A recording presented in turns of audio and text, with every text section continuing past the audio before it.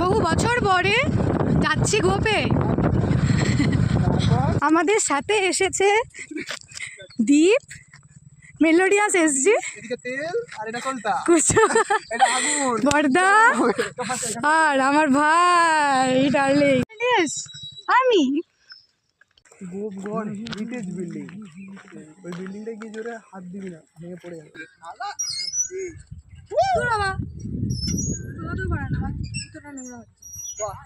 বিরাট রাজার স্মৃতি বিজড়িত স্থান, জন্ম থেকে জায়গাটা এরমই দেখছি আমরা। বল, আমার বাবা তখন ছোট ছিল, তখন